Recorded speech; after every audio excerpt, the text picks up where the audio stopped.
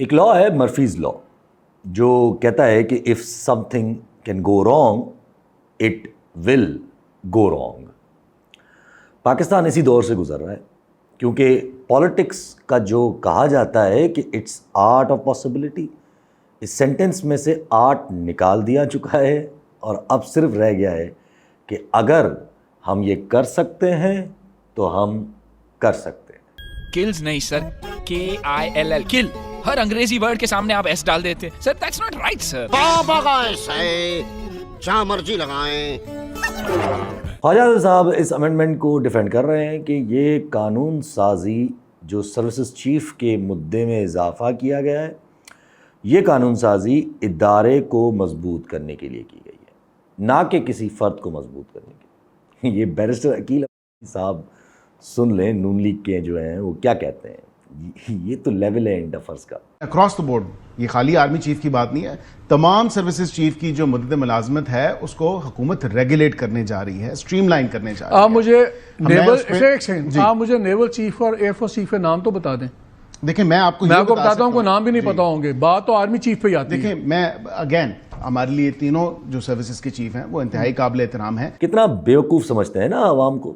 سر جی اگر جن کو ایکسٹینشن ملی ہے نا ابھی، اگر وہ نہ چاہتے تو یہ قانون سازی بھی آپ بھی نہ چاہتے. پھر کچھ دوست حضرات یہ آرگیومنٹ لگائے بیٹھے ہیں کہ نہیں یہ تو اچھا ہے نا کہ اس سے ایکسٹینشن کا مسئلہ ختم ہو جاتا ہے. کیسے؟ آپ نے 64 سال کی لمٹ لگائی تھی پہلے، آپ نے وہ اس بار ہٹا دی، جس کا مطلب کوئی بھی دوسری 5 سال کی ایکسٹینشن لے سکتا ہے. اور بھائی جتنی ہماری اسٹیبلشمنٹ پاورفل ہو گئی ہے اس وقت، اگر پرائم منسٹر اور چیف آف آرمی اسٹاف کی اپوائنٹمنٹ ایک ساتھ ہو گئی کسی بھی وقت میں، تو وہ ایک دوسرے کے ساتھ ملے ہوئے رہیں گے اور پھر اسی طرح 10 سال رول کرتے یا کر سکتے ہیں. یا پھر چاہیں تو تعمر بھی رول کر سکتے ہیں، کیونکہ کوئی قانونی قدغن تو ہے نہیں، ڈپینڈنگ کہ کوئی ان کو روکتا ہے کہ نہیں. پھر کچھ دوست حضرات ایسے بھی ہیں جو کہہ رہے ہیں کہ یہ آرمی کا انٹرنل مسئلہ ہے، جیسے بیرسٹر سلمان اکرم راجہ صاحب نے کہا، جیسے مولانا صاحب نے کہا، اور یہی بات میں نے بھی بولی تھی کہ this is going to cause problems internally in an institution. مثال اگر یہ قانون سازی ایسے ہی اپلائی ہوتی ہے جیسے ہے کہ 5 سال کا مدعا ہے، تو فوج کے اندر جو میجر جنرل بنے گا وہ کبھی چیف آف آرمی اسٹاف نہیں بنے گا. یہ آپ کیلکولیشن کر کے دیکھ لیں، آپ کو سمجھ آ جائے گا.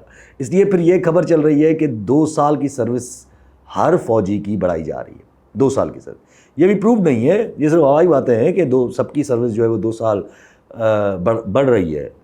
اگر تو بڑھ رہی ہے پھر تو شاید انٹرنل اسٹرکچر پہ بھی شاید کوئی مسئلہ نہ ہو، کیونکہ ہر کسی کی 2 سال بڑھ جائے گی. مگر پھر اپنا نیشنل جو ایکسچیکر ہے اس پہ اثر آئے گا.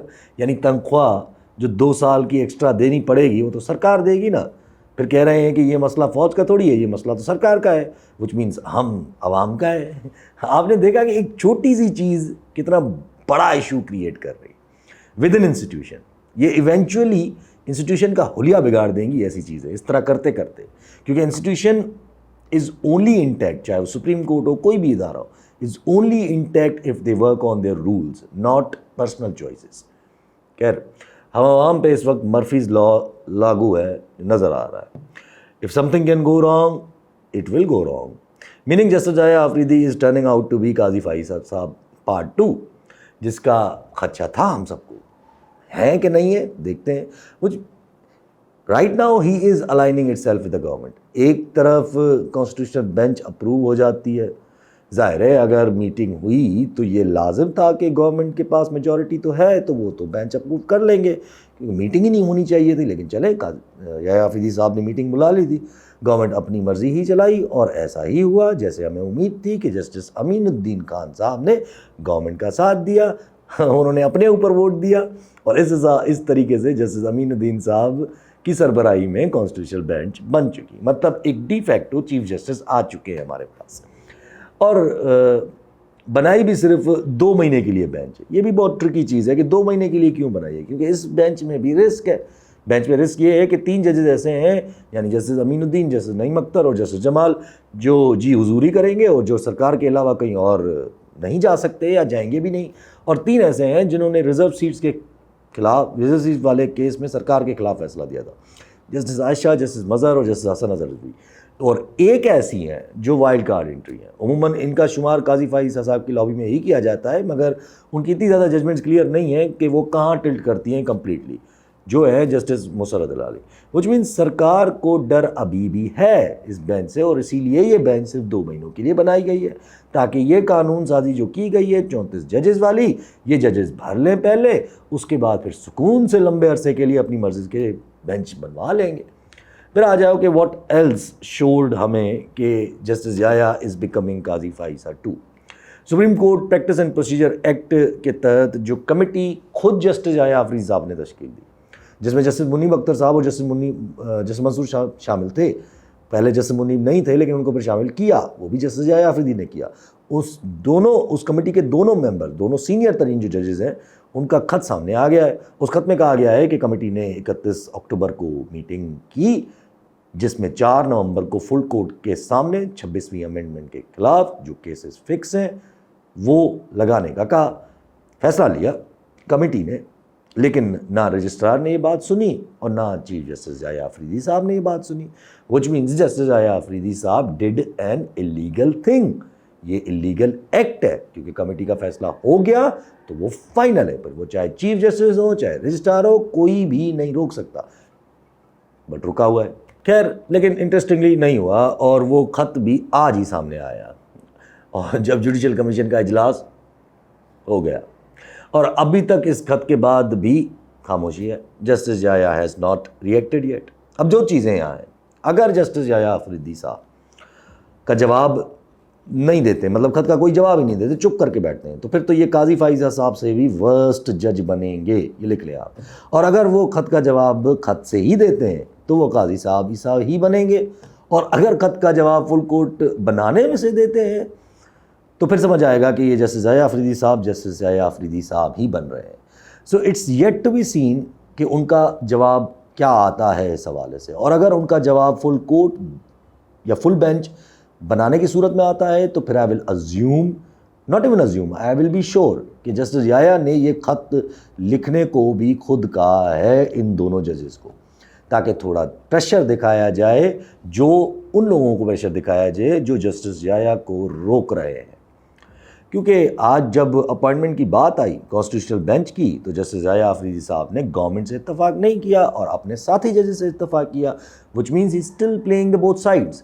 سو مے بی یہ خط بھی ان کے ہی کہنے پہ لکھا گیا ہو اور انہی کے کہنے پہ میڈیا میں آؤٹ ہوا ہو. Anyways I will not get my hopes high right now, کیونکہ بینچ دیکھ رہا ہے بارز کی طرف، اور بارز اور وکیل ایسے ڈیوائیڈڈ ہیں اس وقت کہ آپ پوچھیں مت. اینڈ بینچ اگر خود سے لڑائی کرنے پہ آئے گی بھی تو حشر یا تو وہی ہوگا جو ریزرو سیٹس والی ججمنٹ کا ہوا تھا، یا پھر گورنمنٹ تو ویسے بھی چاہ رہی ہے کہ جوڈیشری ریئیکٹ کرے، تو ادھر سے ہم اپنا نیریٹو شروع کر لیں کہ پارلیمان اسٹرانگ ہے یا جوڈیشری. سو اگر یہ جسٹس یحییٰ کی سیاست نہیں ہے اور وہ قاضی فائزہ صاحب پارٹ 2 ہی ہے، تو پھر ہم آٹومیٹیکلی ازیوم کریں گے کہ فل کورٹ وغیرہ کچھ نہیں لگے گی. یہ امینڈمنٹ والا کیس اس کانسٹیٹیوشنل بینچ کے سامنے جائے گا. اس بینچ میں سے فی الحال تو آپ کچھ کہہ نہیں سکتے، جب چیزیں انفورس ہو رہی ہیں تو ہم یہ بھی ازیوم کر لگتے ہیں کہ اس بینچ میں سے بھی امینڈمنٹ کو جو صحیح قرار دے دیا جائے گا، اور سب ججز جو ہے وہ صحیح سوائے جسٹس عائشہ ملک کے، ان سے پکا ہے کہ وہ نہیں قرار دیں گے. وچ مینس پھر 34 ججز آ جائیں گے سپریم کورٹ میں، وچ مینس 27ویں امینڈمنٹ بھی آ جائے گی، الگ سے کانسٹیٹیوشنل کورٹ ہی بن جائے گی کیونکہ 34 ججز ہیں. تو یہ بینچ والا معاملہ ختم اور کورٹ بنا دیں گے 27ویں امینڈمنٹ میں. پھر یہ 27ویں امینڈمنٹ میں ملٹری ٹرائل بھی آ جائے گا، ملٹری کورٹس وغیرہ، اور پھر عمران صاحب کو لٹکا دیا جائے گا. وہی جو سبھی بول رہے ہیں، پی ٹی آئی کو بالکل کچومر بنا کر ختم کر دیا جائے. اور یہ سب ہوگا نہیں ہوگا، یہ سب مشکل ہے، سب تمام بہت مشکل ہے اس چیز کی. اور سویلین سسٹم کے اندر یہ ہو پائے اس چیز کی کوئی گارنٹی نہیں ہے if this has to continue, because all of this is not possible. ایسے ہو ہی نہیں سکتا جب تک آپ اپنا ملٹری ٹیک اوور نہ کر لیں. وہی کر لیں اور پھر امریکہ کے سامنے جا کر لیٹ جائیں. امریکہ کے سامنے کیوں؟ کیونکہ باقی تو کہیں سے آسرا ہے نہیں.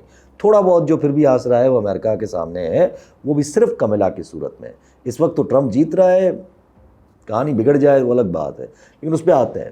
کیونکہ دیکھیں یہ پروون فیکٹ ہے کہ آپ کو اگر نیوٹرل رہنا ہے، especially in the world order to come after the Trump winning, تو آپ کے لیے ممکن ہی نہیں ہے کہ آپ ویک سویلین سسٹم کی آڑ میں یہ سب کچھ کر سکیں، بیکاز آپ کی مجبوری کا فائدہ لیں گے، اور اسی مجبوری سے بچنے کے لیے ہی یہ اپنی فٹافٹ راتوں رات قانون سازی کر کے اپنے آپ کو ایکسٹینشنز دلوا دی گئی ہیں۔ لیکن آپ ایکسٹینشن کتنی بھی لے لیں، it doesn't change the fact کہ آپ economically, terrorism wise, internal instability wise اور انٹرنیشنل آئسولیشن کی وجہ سے مجبور ہوں گے۔ وہ کبھی بھی آپ کو اس مجبوریوں کے ساتھ گود میں نہیں بٹھائیں گے کہ آ جاؤ بھائی، وہ آپ کی ان مجبوریوں کو یوز کریں گے، اور وہ جو مانگیں گے وہ آبویسلی یہی ہوگا کہ ایران اور افغانستان کے خلاف جگہ دو، یا پھر چائنا کو ٹیکل کرنے کے لیے نیول بیسز دو، یا پھر چائنا سے ہاتھ نکالو، یہی ساری چیزیں ہوں گی۔ اور اگر نہیں نکالا یا ان کی بات نہیں مانی تو آپ کا پھر حشر کرنے میں دیر نہیں کرے گا وہ، اور ہمیں پتہ ہے کہ حشر کر لیتے ہیں یار۔ تو پھر یا تو خود آ جاؤ، یہ سویلین سسٹم تو نہیں آئے گا، اور پھر لیٹ جاؤ امریکہ کے سامنے، اور ڈنڈے کے زور پہ پھر ہمیں بھی لٹا دو۔ لیکن پھر ادھر جو مسائل ہیں ان کو آپ کیسے ہینڈل کریں گے؟ اگر یہ سویلین سسٹم نہیں کر سکتا تو پھر سوال آئے گا کیوں نہیں کر سکتے؟ کر لیں گے، ڈالرز آئیں گے نا۔ اچھا، یہ بات تمہیں بھول ہی گیا، یا آپ بھول گئے کہ اگر ٹرمپ آیا تو وہ ڈنڈا دے کر کام کروائے گا، نہ کہ ڈالرز دے کر؟ ہاں، کملا آ گئیں تو وہ الگ بات ہے۔ یہی تو واحد خوبصورتی ہے ٹرمپ کی، اور یہی خوبصورتی ہم جیسے ملکوں میں جو بٹھائے ہوئے جعلی سسٹم کے لیے مسئلہ بنتی ہے۔ یہی وہ سلور لائننگ ہے جس کی امید لگا رہے ہیں ہم جیسے لوگ کہ ٹرمپ کے جیتنے کے بعد آپ یہ سسٹم کنٹینیو نہیں کر پاؤ گے، کیونکہ ہم جیسے ملکوں کو اپنی مرضی مسلط کرتے ہوئے ڈالرز کی ضرورت پیدا ہو جاتی ہے، کیونکہ اپنی سوچ مسلط کرنے کے چکر میں وہ ملک میں اتنا انتشار پھیلا چکے ہوتے ہیں کہ انویسٹمنٹ یا تو بھاگ چکی ہوتی ہے یا انویسٹرز کو کوئی ٹرسٹ ہی نہیں ہوتا ہے۔ یہی ہوا ہے نا ابھی تک، آپ نے دیکھا ہے، آپ دیکھیں ہر جگہ ہم بھیک مانگ لی، ہم نے کہاں نہیں چلے گئے انویسٹمنٹ کے لیے، کیا ملا ہے ابھی تک؟ 52 ادارے ہم پلیٹ میں لے کے گھوم رہے تھے کہ کچھ خرید لیں، اور نکلا کیا؟ 10 ارب روپے، وہ بھی پی آئی اے کے لیے، صرف 10 ارب روپے۔ مطلب صحیح کے پی کے گورنمنٹ نے ان کو پھنسایا ہوا ہے کہ اگر بیچنا ہے تو ہمیں بیچیں، پھر کے پی کے کو بیچو۔ یہ ہوشیاری کر کے وہی کام کرنے کے موڈ میں تھے کہ اپنے بندے کو دے دیں۔ اینی ویز، جب اکنامی نہیں تو ڈالرز کے علاوہ کام تو چلے گا نہیں، اور اگر ٹرمپ نہیں آیا اور کملا بازی آ گئی تو پھر تو ہم ڈالرز کی بے تحاشا امید لگا سکتے ہیں۔ لیکن مجبوریوں کے فائدہ تو وہ بھی لے گی، چاہے وہ اڈوں کی صورت میں لے یا انڈیا سے کشمیر کی صورت میں لے لیے، اور پھر یہ موسٹ فیوریبل سچویشن بن جائے گی۔ اگر غیر آئینی سسٹم لانا ہے، اگر کملا آ گئی تو موسٹ فیوریبل سچویشن ہوگی، نہ کہ ٹرمپ کی صورت میں، کملا کی صورت میں۔ کتنی سیڈ سٹیٹ ہے نا ہماری، فردوں کی پسند ناپسند اور خواہشوں پہ پوری اسٹیٹ کی فارن پالیسی بنا دیتے ہیں، اور پھر اس پہ ہی انالیسس کرنے پڑتے ہیں۔ آئین کو ہلا دیا جاتا ہے، سب کچھ قربان کر دیا جاتا ہے۔ ہماری اسٹیبلشمنٹ اس وقت جنرل یایا والا پاور استعمال کر رہی ہے اور اس کے مزے لے رہی ہے، اور ہسٹری بتاتی ہے کہ وہ پاور کافی بھاری پڑا تھا پاکستان میں، کہ I don't want to go into that. لیکن اگر کملا بازی جیت گئیں تو امریکہ کے لیے مسئلہ یہ ہو جائے گا، امریکہ کے لیے مسئلہ یہ ہو جائے گا کہ اس کی اپنی سے اس ورلڈ آرڈر میں آہستہ آہستہ ختم ہونا شروع ہو جائے گی، because she won't be able to, she can not handle China, Russia, یہ سارے ممالک، اور سب کو پتہ ہے۔ بٹ فار انسٹنس مان لیتے ہیں کہ ان کو سی آئی اے ہینڈل کر لیتی ہے، اور چائنا، رشیا، ان سب کو بھی صحیح ہینڈل کر لیتے ہیں۔ اسرائیل والی جنگ میں بھی نیتن یاہو کو پریشر دے کر جنگ کو ختم بھی کروا رہی ہیں، آپ کو ڈالرز دے کر، آپ سے اڈے لے کر ایران کو بھی پریشر میں رکھ رہی ہیں، افغانستان پہ بھی نظر ہے جس کا آپ کو بھی فائدہ ہو رہا ہے، وغیرہ وغیرہ۔ But all of this can happen, all of this can not happen in isolation. یہ ساری چیزیں آئسولیشن میں نہیں ہو سکتی ہیں۔ ہمارے ملک میں کیا آپ ایکسپیکٹ نہیں کریں گے کہ پاکستان کے اندر سے کوئی مسئلہ ابھرے، یا چائنا آپ کے لیے مسئلہ کرے، یا انڈیا آپ کے لیے مسئلہ کرے؟ چلے کملا دیوی جن کو کہا جاتا ہے، وہ اپنا جادو چلا لیتی ہیں اور انڈیا پہ کچھ نہ کچھ کر لیتی ہے، تب بھی انڈیا اپنی فورن پالیسی کسی کی ڈائریکشن یا پرسنل چوائسز پہ نہیں بناتا ہے، تو پھر وہ کیوں پاکستان کی مجبوریوں کا فائدہ نہ لے؟ جو انٹرنل انسٹیبلٹی یہاں چل رہی ہوگی، جو ریوارڈز یہاں اٹھ رہے ہوں گے، اس کا فائدہ انڈیا کیوں نہیں لے گا؟ مطلب یہ تو فضول کی امید ہے، یہ خوابوں پہ بیسڈ باتیں ہیں ساری کی ساری۔ اور اتنا بھی کلیئر ہے کہ کملا باجی کی پالیسیز سے پاکستان پہ ظاہر ہے کوئی خاص فرق نہیں پڑے گا، اتنا تو سب کوئی کہہ رہا ہے کہ ملٹری وائز، اسٹیبلشمنٹ وائز کوئی خاص فرق نہیں ہے۔ جو اثر پڑے گا وہ صرف اتنا ہوگا کہ شاید ہیومن رائٹس کی وائلیشن پہ تھوڑا بہت وہ بول لے، But once she will get the hold of her presidency, I don't think so कि she will remain dummy like Barding. तो ज़ाहिर है वो खान साहब की ये पूरी सूरत हाल को कभी एक्सेप्ट नहीं करेंगी. तो फिर खान साहब से जो होगा उसको दरगुजर हो जाए. मैं नहीं समझता कि वो कमला के दौर में भी हो सकता है. सो अगर ऐसा है तो फिर खान साहब पे हाथ हल्का होना ही है, लाजिम है. ये जो मैं बोलता हूँ, ये जो मिलिट्री ट्रायल्स की खबरें हैं, आई डोंट थिंक सो इनमें से कुछ भी होना है.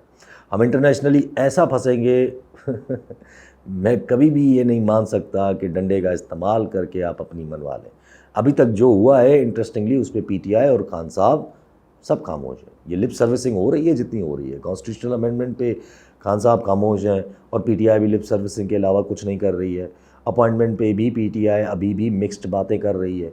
फॉर इंस्टेंस जो सलमान अकरम राजा साहब ने कहा कि इंस्टीट्यूशन का अपना मसला है, फिर उमर अयूब भी हवाई तनकीद कर रहे हैं. मुझे सिर्फ वेट है कि खान साहब का इस पे क्या ओपिनियन है, वो क्या बोलते हैं इस चीज़ पे. If he is saying the same thing जो मौलाना ने बोली है या फिर बैरिस्टर सलमान अकरम राजा साहब ने बोली है, तो फिर तो खान साहब भी चाह रहे हैं कि डील बन जाए. और आप देखिएगा कि डील के खदोखाल भी सामने आ जाएंगी कुछ दिनों में. लेकिन फिर सवाल वही है कि गारंटीज़ किसकी हैं. अभी तक तो मुझे नहीं नज़र आ रहा किसी की है. सो अपेरेंटली 27वीं अमेंडमेंट में फिर शायद ये भी आ जाए कि वो गारंटी वाली शिक भी डाल दी जाएगी. ये मैंने कल भी बोला था. और फिर इन जजेस को भी मौका दिया जाएगा कि अपना काम कर लें, क्योंकि अपना फ्यूचर तो सिक्योर हो चुका है ना. एक्सटेंशन मिल चुकी है, हटाने वाली शिक भी आ चुकी है, वगैरह वगैरह. And if that's not the case, if there is no deal, जो कि मैं नहीं समझता कि ऐसा नहीं है. मैं इस वक्त भी समझ रहा हूँ कि जुडिशरी और बाकी इदारों में सिर्फ ये जो जनरल हमीद गुल वाली सोच या फिर नवाज़ के एंटी जो सोच है, नवाज शरीफ यही चाहता है स्ट्रॉन्ग हो गई है, उसको ठिकाने लगाना है. लेकिन पीटीआई और खान साहब को स्पेस दी जाएगी. इसके अलावा अगर कोई भी काम किया तो हम इंटरनेशनल आइसोलेशन में होंगे अनकरीब. ट्रंप जीता या कमिला डजेंट मैटर, वो हम दोनों सूरतों में इस्तेमाल होंगे. एक हमें मजबूर करके इस्तेमाल करेगा, $1 देकर, और बड़े फैसले सच एज़ ईरान जंग, हिस्सा डालना, चाइना के ख़िलाफ़ काम करना, ये सब होगा मजबूरी. एंड इट्स नॉट पॉसिबल कि अगर कहीं झुकना है वो भी इस वीक सिस्टम के साथ, दैट मीन्स डिक्टेटरशिप के अलावा कोई रास्ता नहीं. और डिक्टेटरशिप सिवाय पाकिस्तान को तबाह करने को जो याह्या खान साहब ने किया, उसके अलावा कोई रिज़ल्ट नहीं निकलेगा अगर डिक्टेटरशिप आई. और अगर किसी को लग रहा है ना कि अगर ट्रंप के आने के बाद पाकिस्तान पे दबाव डाला गया स्पेसिफ़िकली खान साहब को जेल से निकालने के लिए, तो वो खान साहब को खुद नुकसान देगा. क्योंकि यहाँ फिर शुरू हो जाएगा कि खान साहब वेस्ट की लॉबी है, वगैरह वगैरह. लेकिन खान साहब वेस्ट की लॉबी है कि नहीं है ये तो पता नहीं है, लेकिन हमारी इस्टेब्लिशमेंट घूम फिर कर वहीं जाती है. ये माजी है, मुझे नहीं पता अभी का, ये माजी यही बताती है. और वेस्ट यानी अमेरिका की डायरेक्शंस के अलावा हम कुछ भी नहीं करेंगे. If we continue the path we are travelling, क्योंकि बाकी तरफ से हमें आइसोलेशन है. अमेरिका के अलावा कोई चारा नहीं है. और अमेरिका से अगर ट्रंप आ रहा है या कमिला आ रहे हैं, दुआएं करें इस्टेब्लिशमेंट रहे कि कमिला आ जाए. ट्रंप आ गया तो मुश्किल है. खैर, ये जहन में आ चुका है ना हमारी इस्टेब्लिशमेंट के हम कुछ भी कर सकते हैं, क्योंकि किए जा रहे हैं, कोई रिएक्शन ही नहीं आ रहा. तो नहीं सर, आप कुछ भी नहीं कर सकते. दुनिया के हालात आपको नहीं करने देंगे, ये दीवार पे लिखा है. आप ब्रिक्स से बाहर हो, चाइना अपसेट है, इंडिया जल्लाद बना हुआ है, अफ़गानिस्तान आंखें दिखा रहा है. और अगर वेस्ट की नहीं सुनी तो फिर आप आइसोलेशन में रहेंगे. आई हैव दिस फीलिंग कि या तो हम चाइना को धोखा दे रहे हैं या चाइना हमें धोखा दे रहा है. दोनों में से कोई एक चीज़ तो हो रही है इस वक्त. और सेकेंडली, चाइना की तरफ जाने का कोई फ़ायदा भी नहीं है. वो आपको टेररिज्म पे कोई हेल्प नहीं करेगा, वो ना अफ़गान सिचुएशन को हैंडल करेगा. और अगर जंग लगी मिडिल ईस्ट में तो उसमें भी आपको कुछ सपोर्ट नहीं करेगा, क्योंकि उसका सपोर्ट तो सिर्फ ईरान की तरफ रहेगा. और अगर आप ईरान की तरफ जाओगे तो फिर चाइना तो सपोर्ट कर लेगा, लेकिन फिर वेस्ट का क्या होगा. So what could be this end of this madness, मतलब क्या है ये. I think the end game is simple. जो कर रहे हैं, काम करवा लेंगे इस पीडीएम से, फिर जान छुड़ा लेंगे इस पीडीएम से. ट्रंप आए तो उसकी मजबूरियों से बचने के लिए खान साहब से डील करने की कोशिश करेंगे. डील सिंपल है कि या तो खान साहब बाहर आ जाए, ये जो ख्वाजा आसिफ साहब चला रहे हैं अब बैठ के कि कुछ मुल्क लगे हुए हैं, इमरान खान साहब को बाहर भेज दिया जाए, और वो लेने को भी तैयार है. और इतना भी कह रहे हैं कि पीटीआई वाले भी इसी कोशिश में लगे हुए हैं कि खान साहब बाहर चले जाए. But I am sure as hell कि खान साहब बाहर नहीं जाएंगे. अगर चले गए तो फिर तो गई भैंस पानी में. پھر تو ڈیل بھی ہو گئی, قانون سازیاں بھی ہو گئی اور سکون بھی ہو گیا, اور ہم سب گئے پھر جو اچھے کی امید لگا رہے ہیں. اگر نہیں تو پھر یہ ڈیل بنانے کا پرسیپشن ہے, اگر ڈیل نہیں بنی ہے تو پھر پرسیپشن بنانے کی کوشش ہے. پہلے سارے وہ کام کیے جن سے یہ محسوس ہو کہ ہم اسٹرانگ ہیں, پھر بشرا بی بی کی رہائی, کانفیڈنس بلڈنگ میجرز کی باتیں, اب ایکسٹینشن لے کے کانسٹیٹیوشنل کورٹس بنا کے خان صاحب کو اور پریشر دے رہے ہیں کہ دے رہے ہوں گے کہ دیکھیں کہ سب کچھ ہو چکا ہے, اب تو بس ملٹری ٹرائل رہتا ہے اور سزائے موت رہتی ہے. But I am sure Khan صاحب ول کال دیئر بلف, کیونکہ انٹرنیشنل حالات اور انٹرنل حالات ان کو یہ کرنے نہیں دیں گے, اور اگر کر لیا تو یہی وہ خوف ہے جو اس وقت خان صاحب کو بھی بار بار دیا جا رہا ہوگا for him to agree to leave the country. But if he doesn't تو مشکل پھر پڑ جائے گی ہماری اسٹیبلشمنٹ کے لیے. آپ لکھ لو, یہ پھر کوشش کریں گے اور پریشر دیں گے, کیونکہ جتنا ٹائم رہ گیا ہے یہ ہر صورت استعمال کریں گے دو چیزیں کرنے میں. ایک, جن پاکستانیوں کی ہوپس آئے ہیں کہ سینٹی ول پریویل, ان کی ہوپس کو شیٹر کیا جائے گا جو ہو رہا ہے آہستہ آہستہ, اور خان صاحب کو دوبارہ ڈرایا جائے گا کہ بھائی اگر یہ دو چیزیں نہیں ہوتی, خان صاحب نہیں ڈرتے اور عوام بھی اپنی ہوپس برقرار رکھتی ہے, تو پھر یہ اپنی سیکیورٹی ڈھونڈیں گے. جو میں کہتا ہوں کہ وہ جو شک ہے جس میں ہٹایا نہیں جا سکتا, کچھ ایسی ہی وہ چیز باہر آئے گی. گورنمنٹ میٹر نہیں کرتی, it will be, but I am sure جس طرف ہم جا رہے ہیں it will be Khan Sahab again who will save all of their asses once they get isolated on international fronts. اب لکھ لو یہ میری بات, اور میری دعا ہے کہ انٹرنلی عوام ہی روک لے ان کو, یا خان صاحب فیس سیونگ کر لیں, عوام جاگ جائے یا خان صاحب فیس سیونگ کر لیں. کیونکہ اگر یہ اسی نیت سے آگے بڑھے کہ کبھی کبھی لگتا ہے نا کہ میں ہی بھگوان ہوں والی سوچ کے ساتھ, اور عوام سوتی رہی اور خان نے بھی ڈیل نہیں کی, تو انٹرنیشنل حالات ان سے ایسی سودے بازیاں کروا لیں گے ملک کے حوالے سے کہ ہم سب بیٹھ کے دنگ رہ جائیں گے. A compass I learned when I was surveying. It'll point you true north from where you're standing. But it's got no advice about the swamps, deserts, and chasms that you'll encounter along the way. If in pursuit of your destination you plunge ahead heedless of obstacles and achieve nothing more than to sink in a swamp, what's the use of knowing true north?